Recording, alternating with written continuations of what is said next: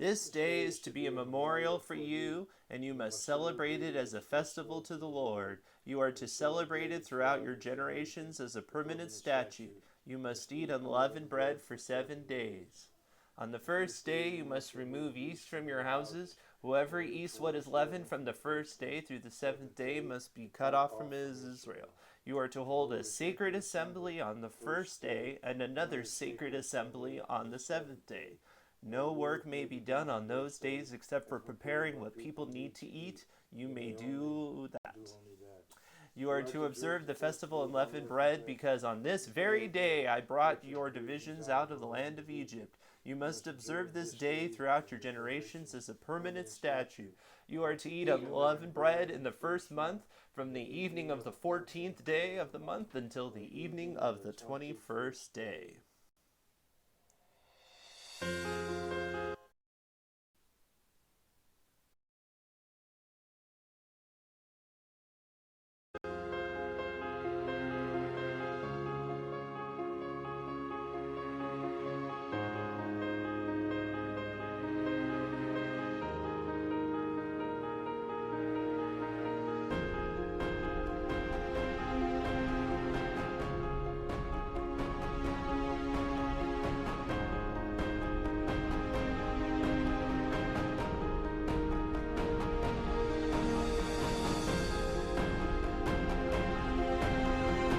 They said, "No, but we will spend the night in the open square." but he insisted strongly, so they turned in to him and entered his house. Then he made them a feast and baked unleavened bread, and they ate. With the tip of the staff that was in his hand, the angel of the Lord touched the meat and the unleavened bread. Fire flared from the rock, consuming the meat and the bread, and the angel of the Lord disappeared. For 7 days they celebrated with joy the feast of unleavened bread, because the Lord had filled them with joy by changing the attitude of the king of Assyria, so that he assisted them in the work on the house of God, the God of Israel.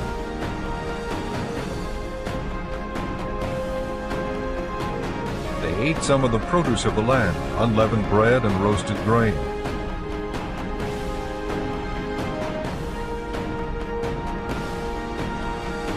The woman had a fattened calf at the house, which she butchered at once. She took some flour, kneaded it, and baked bread without yeast. And she set it before Saul and his men, and they ate.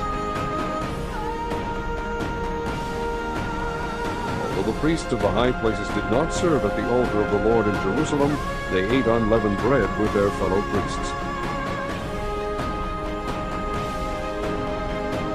They were in charge of the bread set out on the table, the flour for the grain offerings, the unleavened wafers, the baking and the mixing.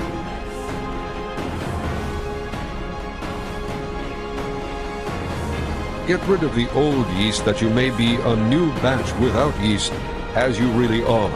For Christ, our Passover lamb, has been sacrificed.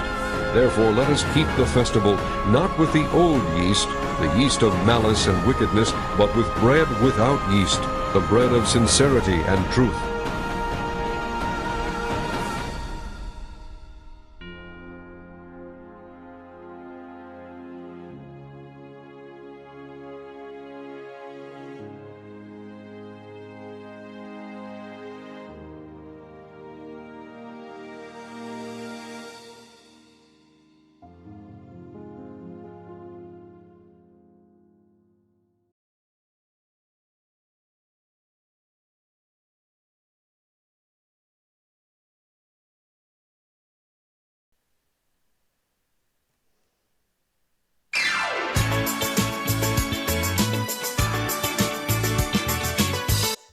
Oops. Sorry.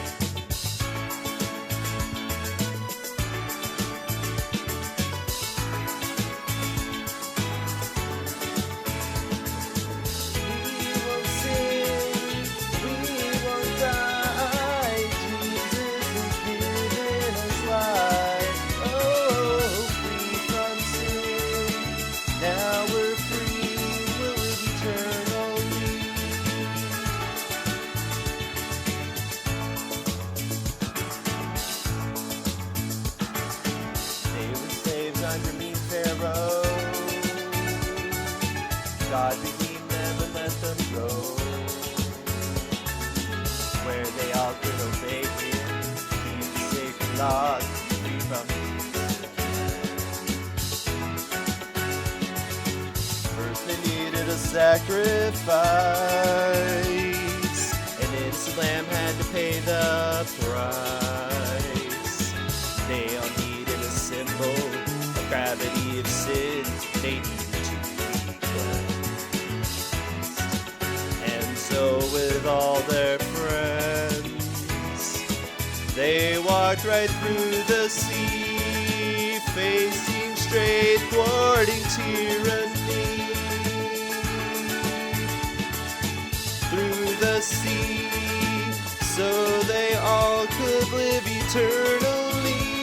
Oh yeah, we won't sin, we won't die. Jesus has given us life. Oh, free from sin, now we're free, we'll live eternally.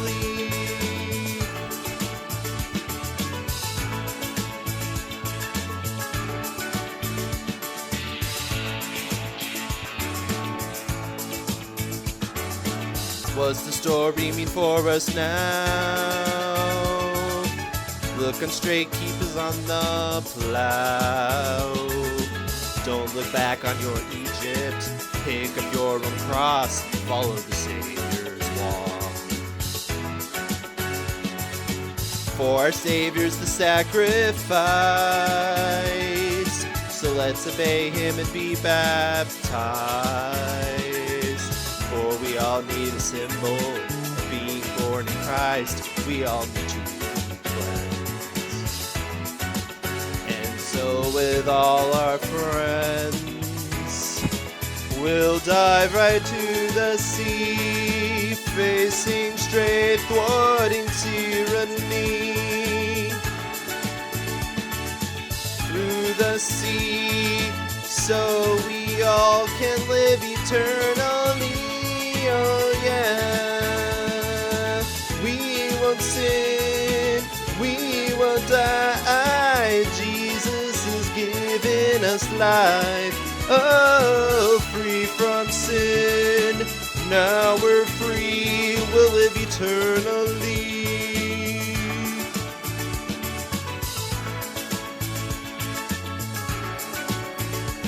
We'll live eternally. Chapter 14. Then the Lord said to Moses, Tell the Israelites to turn back and encamp near Pi-hahiroth, between Migdol and the sea. They are to encamp by the sea, directly opposite Baal-zephon. Pharaoh will think the Israelites are wandering around the land in confusion, hemmed in by the desert. And I will harden Pharaoh's heart, and he will pursue them. But I will gain glory for myself through Pharaoh and all his army, and the Egyptians will know that I am the Lord. So the Israelites did this. When the king of Egypt was told that the people had fled, Pharaoh and his officials changed their minds about them and said, What have we done? We have let the Israelites go and have lost their services. So he had his chariot made ready and took his army with him. He took 600 of the best chariots, along with all the other chariots of Egypt, with officers over all of them. The Lord hardened the heart of Pharaoh, king of Egypt, so that he pursued the Israelites, who were marching out boldly. The Egyptians, all Pharaoh's horses and chariots, horsemen and troops, pursued the Israelites and overtook them as they camped by the sea near Pi-hahiroth, opposite Baal-zephon. As Pharaoh approached, the Israelites looked up, and there were the Egyptians marching after them. They were terrified and cried out to the Lord. They said to Moses, Was it because there were no graves in Egypt that you brought us to the desert to die? What have you done to us by bringing us out of Egypt? Didn't we say to you in Egypt, leave us alone, let us serve the Egyptians? It would have been better for us to serve the Egyptians than to die in the desert. Moses answered the people, Do not be afraid. Stand firm, and you will see the deliverance the Lord will bring you today. The Egyptians you see today, you will never see again. The Lord will fight for you. You need only to be still. Then the Lord said to Moses, Why are you crying out to me? Tell the Israelites to move on. Raise your staff and stretch out your hand over the sea to divide the water, so that the Israelites can go through the sea on dry ground. I will harden the hearts of the Egyptians, so that they will go in after them. And I will gain glory through Pharaoh and all his army, through his chariots and his horsemen. The Egyptians will know that I am the Lord when I gain glory through Pharaoh, his chariots, and his horsemen. Then the angel of God, who had been traveling in front of Israel's army, withdrew and went behind them. The pillar of cloud also moved from in front and stood behind them, coming between the armies of Egypt and Israel. Throughout the night the cloud brought darkness to the one side and light to the other side, so neither went near the other all night long. Then Moses stretched out his hand over the sea, and all that night the Lord drove the sea back with a strong east wind and turned it into dry land. The waters were divided, and the Israelites went through the sea on dry ground, with a wall of water on their right and on their left. The Egyptians pursued them, and all Pharaoh's horses and chariots and horsemen followed them into the sea. During the last watch of the night, the Lord looked down from the pillar of fire and cloud at the Egyptian army and threw it into confusion. He made the wheels of their chariots come off, so that they had difficulty driving. And the Egyptians said, Let's get away from the Israelites. The Lord is fighting for them against Egypt. Then the Lord said to Moses, Stretch out your hand over the sea, so that the waters may flow back over the Egyptians and their chariots and horsemen. Moses stretched out his hand over the sea, and at daybreak the sea went back to its place. The Egyptians were fleeing toward it, and the Lord swept them into the sea. The water flowed back and covered the chariots and horsemen, the entire army of Pharaoh that had followed the Israelites into the sea. Not one of them survived. But the Israelites went through the sea on dry ground, with a wall of water on their right and on their left. That day the Lord saved Israel from the hands of the Egyptians, and Israel saw the Egyptians lying dead on the shore.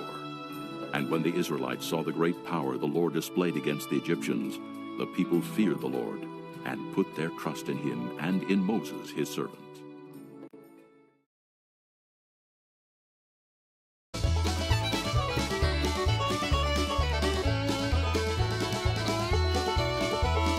I will sing unto the Lord, for he hath triumphed gloriously, the horse and rider thrown into the sea.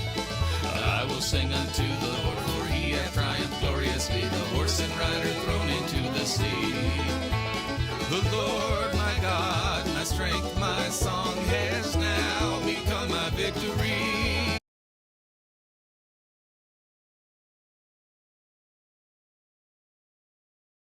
The Lord my God, my strength, my song has now become my victory.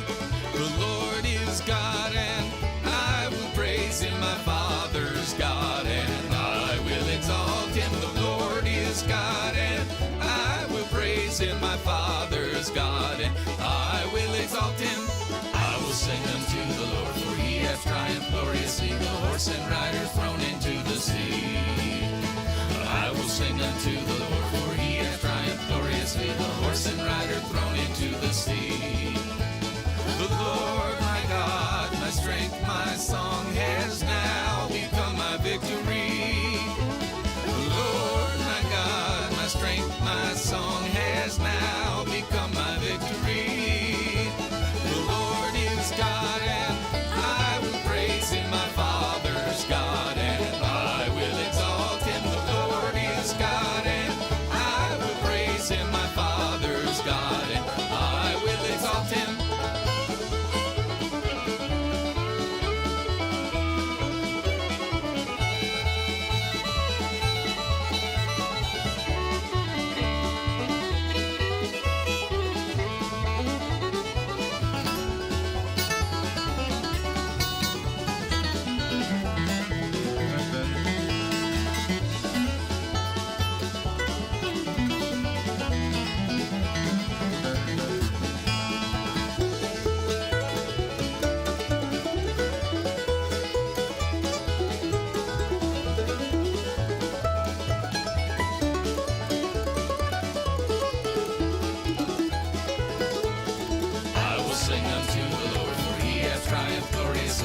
horse and rider thrown into the sea.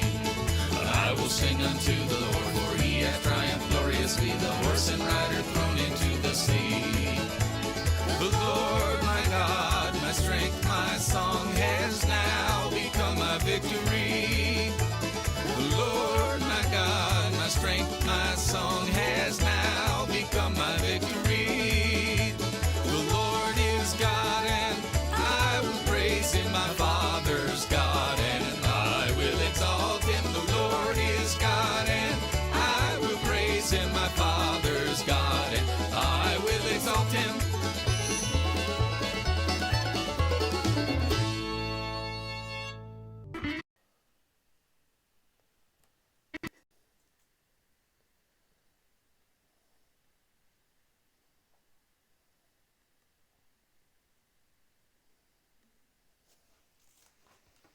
They sang the song of God's servant Moses and the song of the Lamb.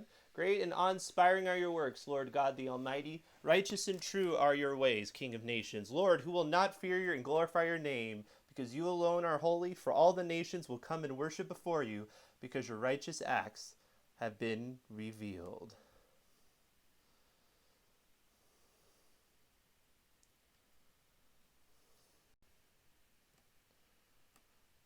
Joshua 2. Joshua son of Nun secretly sent 2 spies from the acacia grove, saying, "Go and scout the land, especially Jericho." So they left, and they came to the house of a woman, a prostitute named Rahab, and stayed there. The king of Jericho was told, "Look, some of the Israelite men have come here tonight to investigate the land." Then the king of Jericho sent word to Rahab and said, "Bring out the men who came to you and entered your house, for they came to investigate the entire land." But the woman had taken the 2 men and hidden them. So she said, "Yes, the men did come to me, but I didn't know where they were from. At nightfall, when the gate was about to close, the men went out, and I don't know where they were going. Chase after them quickly, and you can catch up with them." But she had taken them up to the roof and hidden them among the stalks of flax that she had arranged on the roof. The men pursued them along the road to the fords of the Jordan, and as soon as they left to pursue them, the gate was shut. Before the men fell asleep, she went up on the roof and said to them, "I know that the Lord has given you this land and that the terror of you has fallen on us, and everyone who lives in the land is panicking because of you. For we have heard how the Lord dried up the water of the Red Sea before you when you came out of Egypt, and what you did to Sihon and Og, the 2 Amorite kings you completely destroyed across the Jordan. When we heard this, we lost heart, and everyone's courage failed because of you. For the Lord your God is God in heaven above and on earth below. Now please swear to me by the Lord that you will also show kindness to my family, because I showed kindness to you. Give me a sure sign that you will spare the lives of my father, mother, brothers, sisters, and all who belong to them, and save us from death." The man answered her, "We will give our lives for yours. If you don't report our mission, we will show kindness and faithfulness to you when the Lord gives us the land." Then she led them down by a rope through the river, since she lived in a house that was built into the wall of the city. "Go to the hill country so that the men pursuing you won't find you," she said to them. "Hide yourselves there for 3 days until they return. Afterward, go on your way." The men said to her, "We will be free from this oath you made us swear. Unless we enter the land, you tie this scarlet cord to the window through which you let us down. Bring your father, mother, brothers, and all your father's family into your house. If anyone goes out the doors of your house, his blood will be on his own head, and we will be innocent. But if anyone with you in this house should be harmed, his blood will be on our heads. And if you report our mission, we are free from the oath you made us swear." Let it be as you say," she replied, and sent them away. After they had gone, she tied the scarlet cord to the window. So the 2 men went into the hill country and stayed there 3 days until the pursuers had returned. They searched all along the way, but did not find them. Then the men returned, came down from the hill country, and crossed the Jordan. They went to Joshua son of Nun and reported everything that had happened to them. They told Joshua, "The Lord has handed the entire land to us. Everyone who lives in the land is also panicking because of us." Joshua started early the next morning and left the acacia grove with all the Israelites. They went as far as the Jordan and stayed there before crossing. After 3 days, the officers went through the camp and commanded the people, "When you see the Ark of the Covenant, the Lord your God, carried by the Levitical priests, you must break camp and follow it, but keep a distance of about 1,000 yards between yourself and the Ark. Don't go near it so that you can see the way to go, for you haven't traveled this way before." Joshua told the people, "Consecrate yourselves, because the Lord will do wonders among you tomorrow." Then he said to the priests, "Take the Ark of the Covenant and go on ahead of the people." So they carried the Ark of the Covenant and went ahead of them. The Lord spoke to Joshua, "Today I will begin to exalt you in the sight of all Israel, so that they will know that I will be with you, just as I was with Moses. Command the priests carrying the Ark of the Covenant, when you reach the edge of the water, stand in the Jordan." Then Joshua told the Israelites, "Come and listen to the words of the Lord your God." He said, "You will know that the living God is among you, and that he will certainly dispossess before you the Canaanites, Hittites, Hivites, Perizzites, Girgashites, Amorites, and Jebusites, when the Ark of the Covenant of the Lord of all the earth goes ahead of you into the Jordan. Now choose 12 men from the tribes of Israel, one for each tribe. When the feet of the priests who carry the ark of the Lord of all the earth, come to rest in the Jordan's waters, its waters will be cut off. The water flowing downstream will stand up in a mass." When the people broke camp to cross the Jordan, the priests carried the Ark of the Covenant ahead of the people. Now the Jordan overflows its banks throughout the harvest season. But as soon as the priests carried the ark reached the Jordan, their feet touched the water at its edge, and the water flowing downstream stood still, rising up in a mass that extended as far as Adam, a city next to Zarethan. The water flowing downstream into the Sea of Arabat, the Dead Sea, was completely cut off, and the people crossed opposite Jericho. The priest carrying the Ark of the Lord's covenant stood firmly on dry ground in the middle of the Jordan, while all Israel crossed on dry ground until the entire nation had finished crossing the Jordan. After the entire nation had finished crossing the Jordan, the Lord spoke to Joshua, "Choose 12 men from the people, 1 man from each tribe, and command them. Take 12 stones from this place in the middle of the Jordan where the priests are standing. Carry them with you and set them down at the place where you spend the night." So Joshua summoned the 12 men he had selected from the Israelites, 1 man for each tribe, and said to them, "Go across to the ark of the Lord your God in the middle of the Jordan. Each of you lift a stone onto his shoulders, 1 for each of the Israelite tribes, so that this will be a sign among you. In the future, when your children ask you, 'What do these stones mean to you?' you should tell them, 'The waters of the Jordan were cut off in front of the ark of the Lord's covenant. When it crossed the Jordan's waters were cut off. Therefore these stones will always be a memorial for the Israelites." The Israelites did just as Joshua had commanded them. The 12 men took stones from the middle of the Jordan, 1 for each of the Israelite tribes, just as the Lord had told Joshua. They carried them to the camp and set them down there. Joshua also set up 12 stones in the middle of the Jordan, where the priests who carried the Ark of the Covenant were standing. The stones are there to this day. The priests carrying the ark continued standing in the middle of the Jordan until everything was completed that the Lord had commanded Joshua to tell the people, in keeping with all that Moses had commanded Joshua. The people hurried across, and after everyone had finished crossing, the priests with the ark of the Lord crossed in the sight of the people. The Reubenites, Gadites, and half the tribe of Manasseh went in battle formation in front of the Israelites, as Moses had instructed them. About 40,000 equipped for war crossed to the plains of Jericho in the Lord's presence. On that day, the Lord exalted Joshua in sight of all Israel, and they revered him throughout all his life, as they had revered Moses. The Lord told Joshua, "Command the priests who carry the ark of the testimony to come up from the Jordan." So Joshua commanded the priests, "Come up from the Jordan." When the priests carrying the ark of the Lord's covenant came up from the middle of the Jordan, their feet stepped on solid ground, the waters of the Jordan resumed their course, flowing over all the banks as before. The people came up from the Jordan on the 10th day of the first month and camped at Gilgal in the eastern limits of Jericho.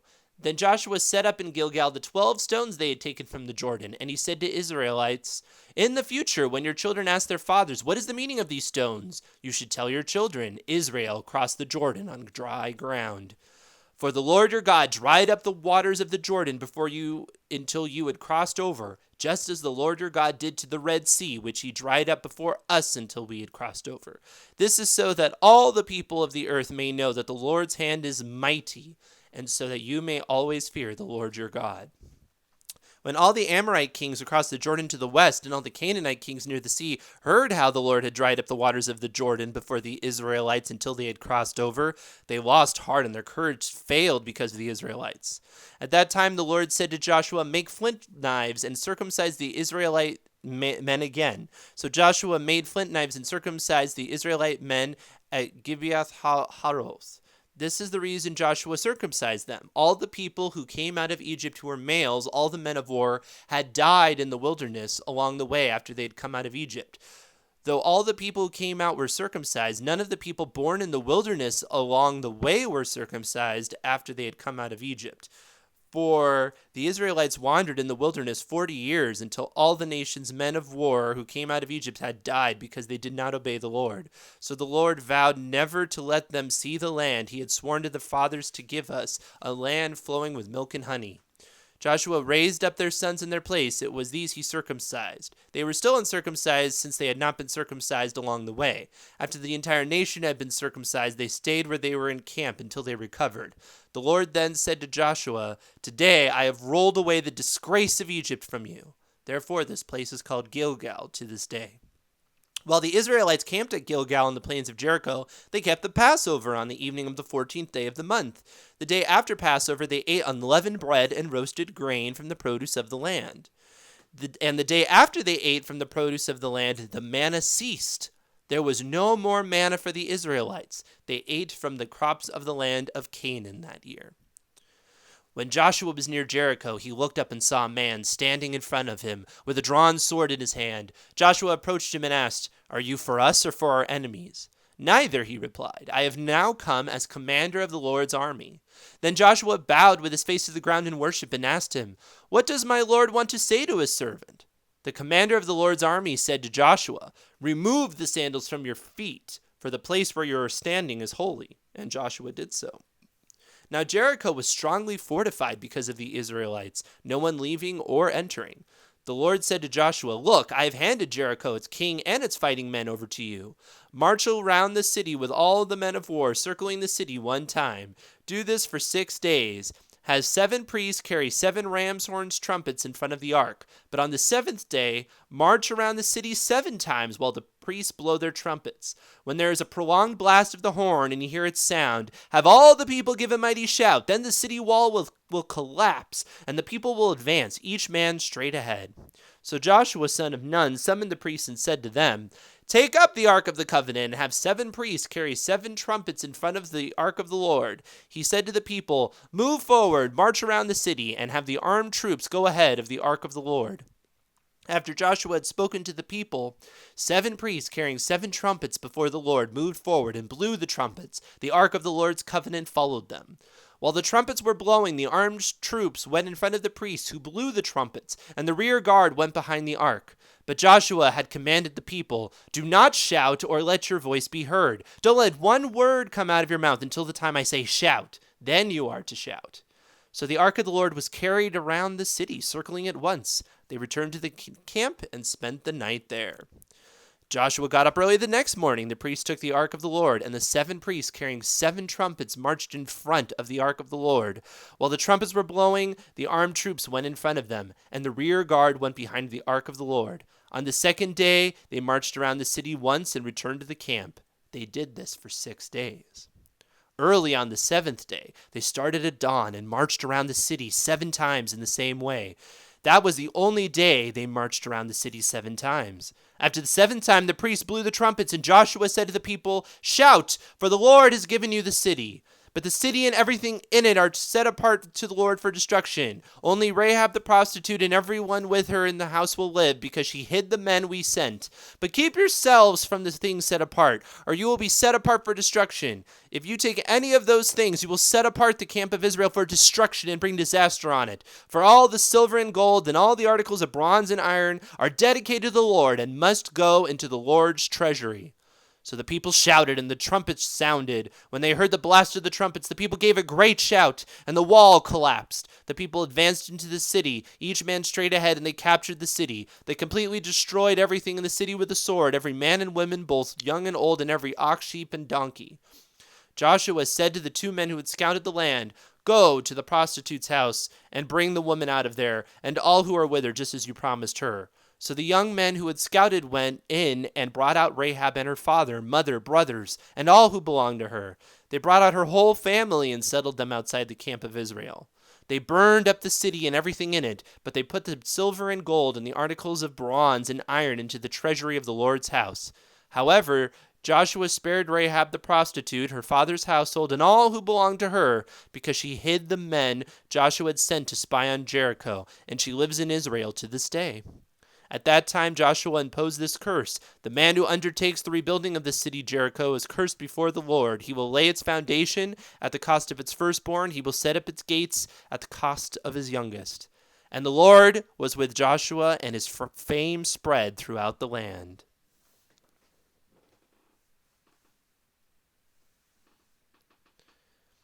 Some things to notice in this story. We have the parallels between the two stories. We have the crossing over of the Jordan with the Red Sea, and then we have God passing over Rahab's family with the red thread, which is similar to the passing over Israelites with red blood.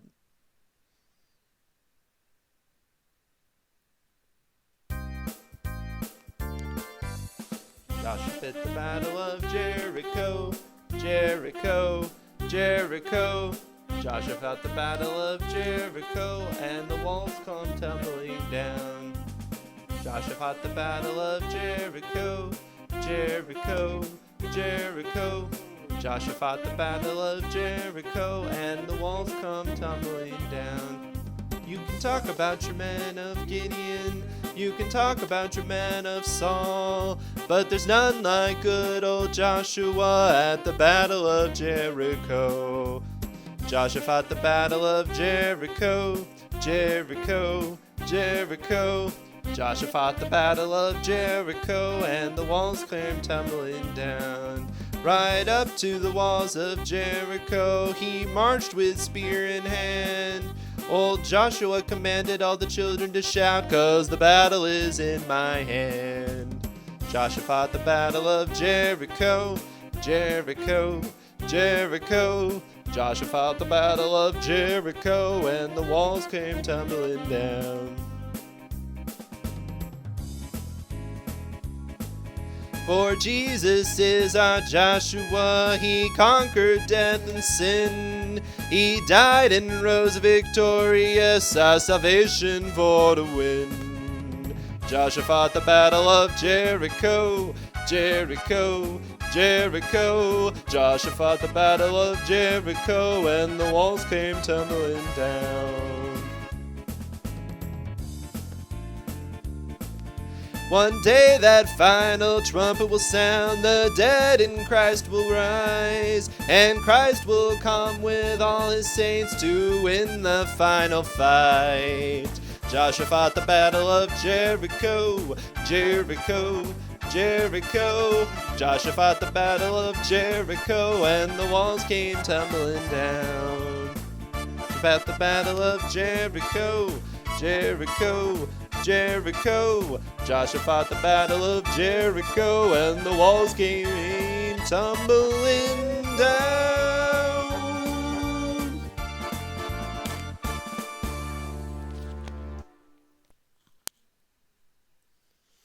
And remember, in Matthew, you have these characters also in the lineage of Jesus Christ. Salmon fathered Boaz by Rahab. Boaz fathered Salmon fathered Boaz by Rahab. Boaz fathered Obed by Ruth. Obed fathered Jesse, and Jesse fathered King David. For I passed on to you as most important what I also received, that Christ died for us according to the Scriptures, that he was buried, and that he was raised on the third day according to Scriptures. And then he appeared to Cephas, then to the 12. Then he appeared to over 500 brothers at one time. Most of them are alive, but some have fallen asleep.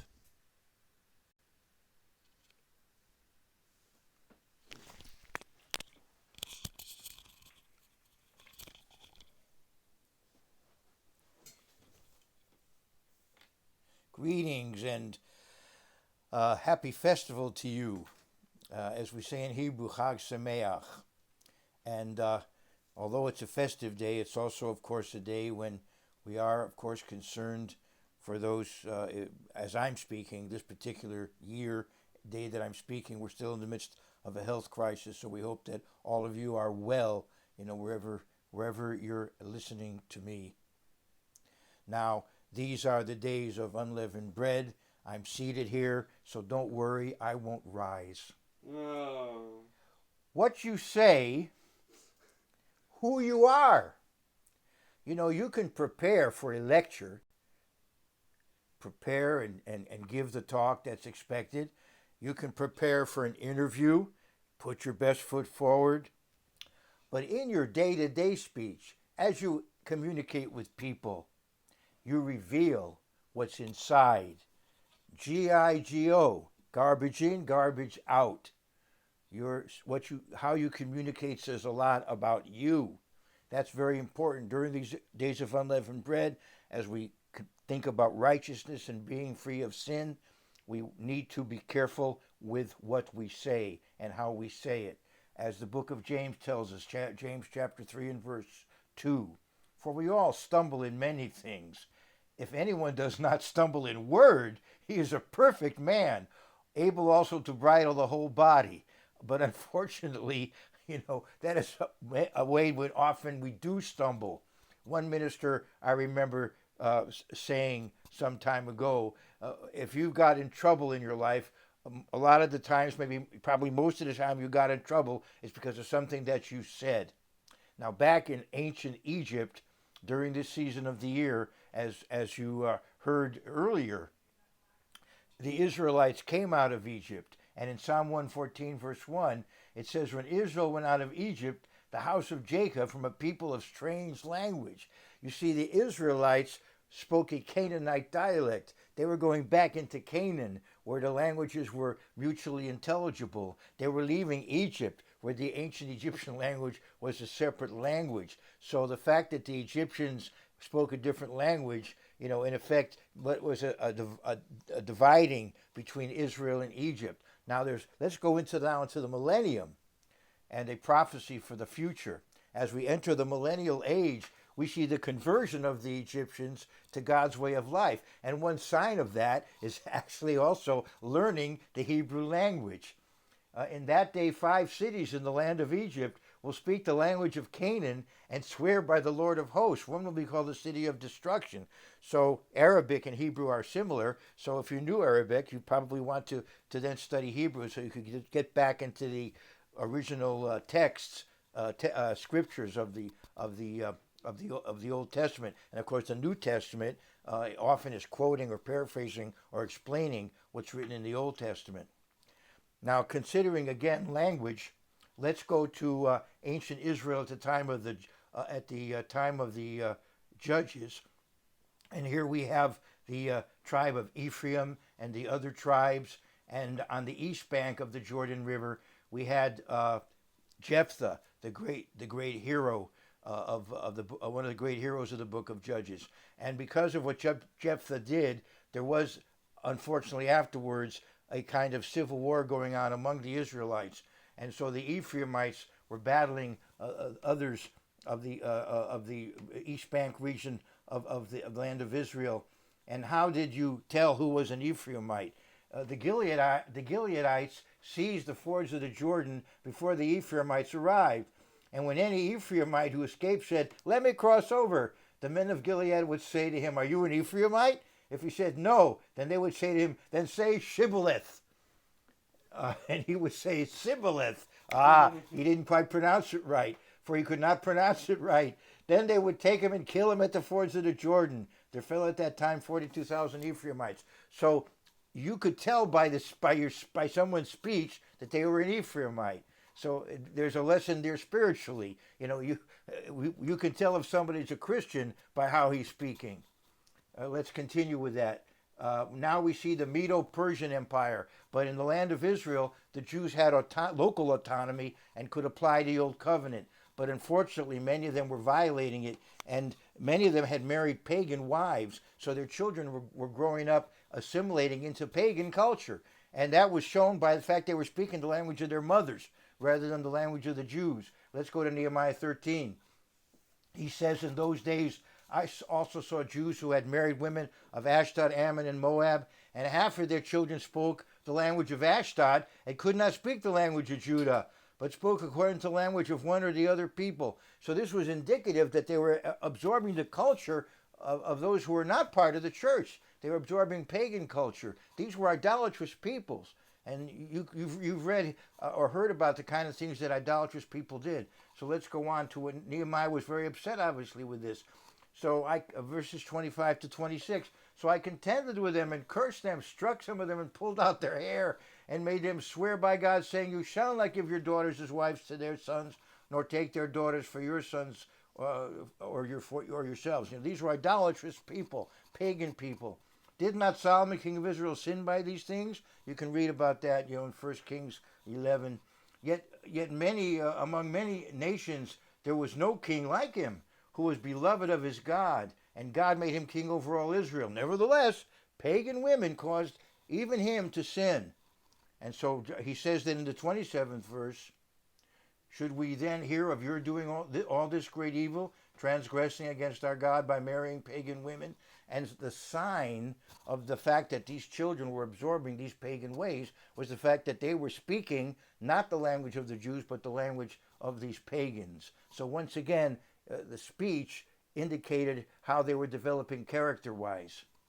Now we have another example where we can go from physical to spiritual, and here we have the land of Israel at the time of Jesus Christ. And you see in the north, there's Galilee, and in the south, there's Judea. Well, Jesus' disciples his apostles came from Galilee, and he was arrested in Jerusalem, and they were now in Jerusalem. So Peter was exposed as a follower of Jesus Christ, and in Matthew 26 and verse 73, and a little later, those who stood by came up and said to Peter, surely you are also one of them, for your speech betrays you. So once again, he was exposed as a Galilean and therefore potentially a follower of Jesus Christ, evidently by his accent. It reminds me of when I was at a family reunion in Hattiesburg, Mississippi, a distant relative of my wife who comes from that area.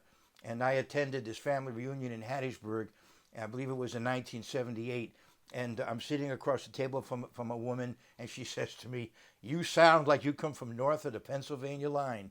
And it was true, I did. She wasn't being upset about it, she was just noticing.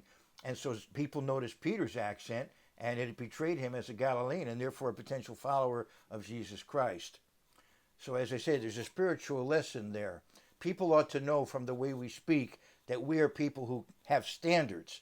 They don't hear us cursing and swearing. They don't hear us being dishonest. They don't hear us being malicious and sarcastic. They learn to respect us by our speech. So let's continue then. Here, Jesus Christ, in dealing with the religious leaders of his day, they were smearing him and slandering him. And so it revealed a bitterness, a wickedness in their heart. Jesus said in Matthew 12, either make the tree good and its fruit good, or else make the tree bad and its fruit bad, for a tree is known by its fruit. Brood of vipers, how can you, being evil, speak good things? For out of the abundance of the heart, the mouth speaks. So we reveal ourselves by how we speak.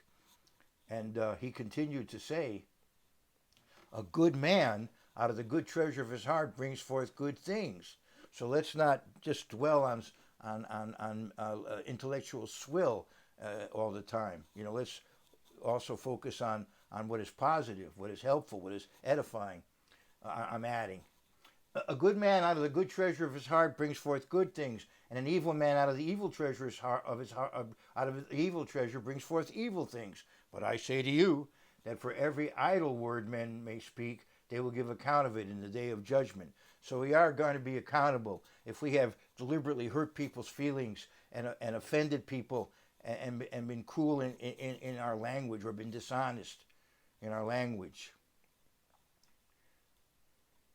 And he says in Matthew 12:37, for by your words you will be justified, and by your words you will be condemned. Continuing on, look at the book of Proverbs. Death and life are in the power of the tongue, and those who love it will eat its fruit. You can accomplish so much in terms of hurt or help, in terms of discouragement or encouragement by what you say to others. In Proverbs 25 and verse 11, a word fitly spoken is like apples of gold in settings of silver. If somebody does something good, compliment the person. If somebody has done a good job, encourage the person.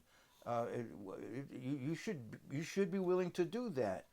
And if you do have to criticize, you don't have to do it in such a way that in effect you weaponize your speech. Let's continue then in James 3 and verse 8.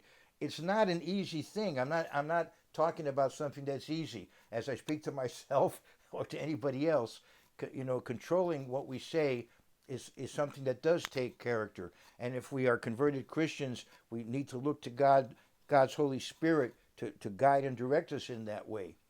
But no man can tame the tongue. It is an unruly evil, full of deadly poison. So we do have to be careful in the way we discipline what we say. James points out the problem with just being human in this day and time. That, as he says, similar to what Jesus said in Matthew, with it we bless our God and Father, and with it we curse men. We come to church and we sing hymns and we say prayers, but then maybe we walk out the door and we begin to insult people and offend people, undermine people in what we say. This inconsistency is so sad, but unfortunately it is part of the world that we live in. With it we bless our God and Father, and with it we curse men, who have been made in the similitude of God. Out of the same mouth proceed blessing and cursing. He says, my brethren, these things ought not to be so. So we need to be consistently positive. Now, that doesn't mean we're not going to have occasion where we do have to criticize or correct. There's a time that and a place for that. But when we do it, we need to do it as Christians. And I want to continue now by what Paul wrote to the church at Colossae. In other words, as I said, we ought to be people whom people notice by the way we speak that there is something perhaps different about us. We're not like the average person around in the fact that we seem to be careful with what we say. We don't seem to be malicious and vicious. We don't seem to be slandering and gossiping. We speak honestly. We don't seem to be cursing and swearing. They'll notice something about us. And that example may impact them, hopefully, in a very positive way. And Paul says in what he wrote to the church at Colossae, let your speech always be with grace, seasoned with salt, that you may know how you ought to answer each one. Salt, as you know, flavors something, makes it taste better. It's a preservative.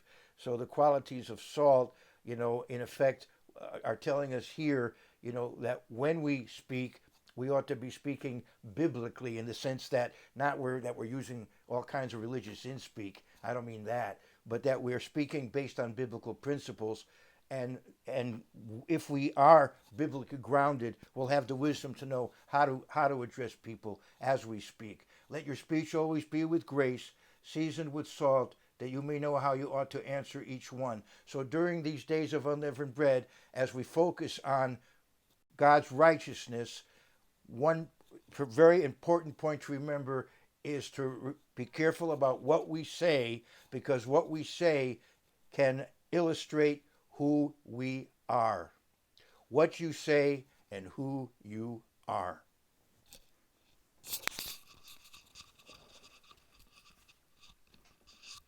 All right, so don't forget, we are 4 days towards Pentecost, and of course at Flair we will be doing different things for Pentecost. One thing we invite you to do is to like our Facebook page. Every day we are posting a Pentecost countdown with a kind of a challenge of where the number appears in the Bible, so you can kind of play along and try to determine that. Of course, we'll also make that a part of our services too, so if you want to do some preparatory homework, try to figure out what numbers we're going to use. Obviously, there's multiple answers for some of them, but you might see if you can follow along with us there.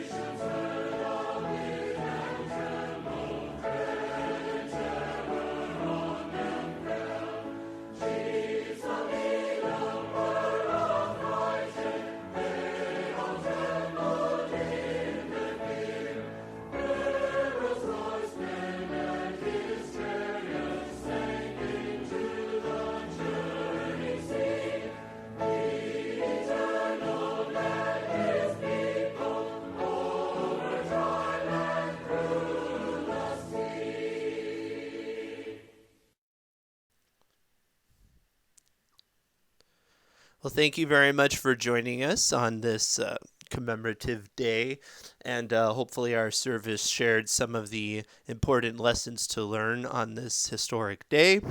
We, of course, will be doing a Sabbath service as usual on Sabbath, and if you'd like to get involved in our services in any way, just send us a message through our Facebook group or our YouTube channel. If there's any aspects of our services that you would like us to adjust or any suggestions, we're always happy to hear. We want to make this as edifying for our audience as possible, and we will see you in the future.